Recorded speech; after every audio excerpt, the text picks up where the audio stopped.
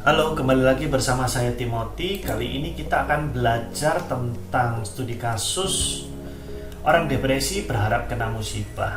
Oke, ini adalah studi kasus nyata yang dilakukan oleh alumni BPJ namanya Bu Nunung. Bu Nunung ini psikolog. Dia banyak sekali membantu orang untuk konseling dan urusan parenting. Nah, ini kasusnya mungkin bisa Anda baca.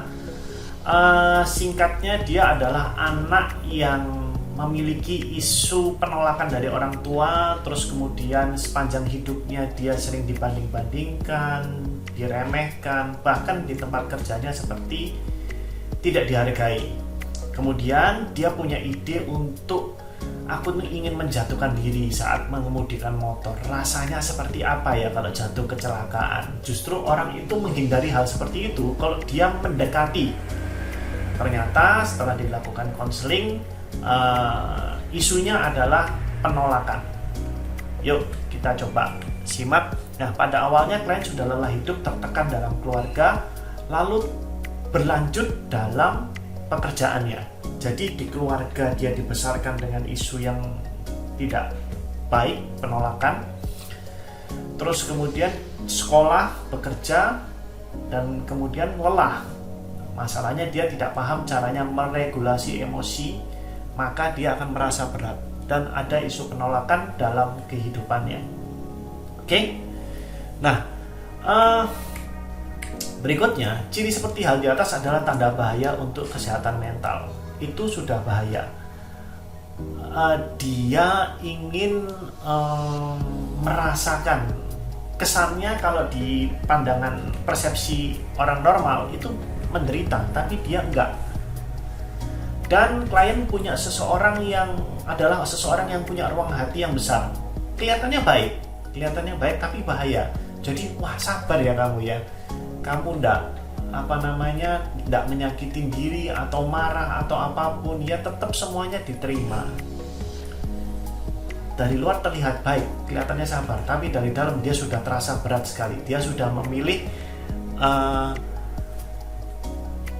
memiliki isu untuk mencelakai diri. Ini berbahaya. Ini kalau misalnya contoh, klien ini berpikir, ya sudah, saya tak keluar dari keluarga saya, menikah. Lalu dalam pernikahannya juga punya hal yang kurang lebih sama, tambah berat lagi. Paham ya? Atau dia sudah punya isu mencelakai diri, kemudian ada nggak isu-isu lainnya? Ada, misalnya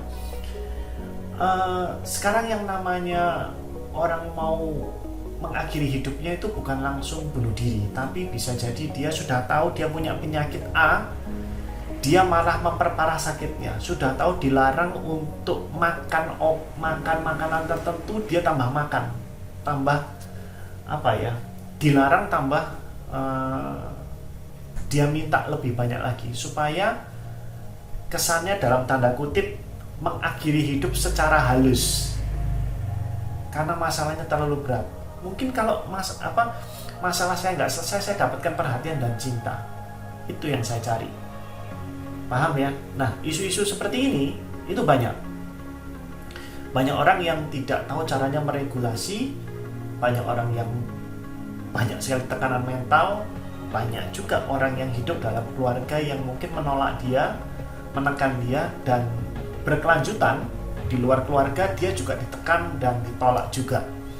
Nah, kita akan belajar nanti di kelas konseling selama 3 minggu yang akan saya adakan lebih dalam lagi apa itu pola-polanya orang mengalami gangguan kesehatan mental.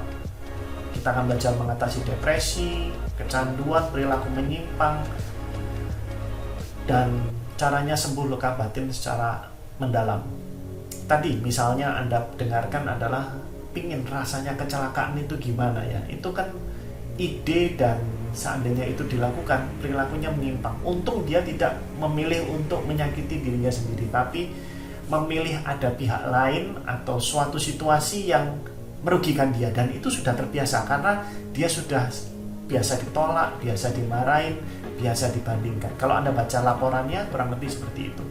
Oke? Kalau Anda tertarik bisa klik link di bawah dan kita bisa belajar lebih dalam di kelas selama 3 minggu bersama saya.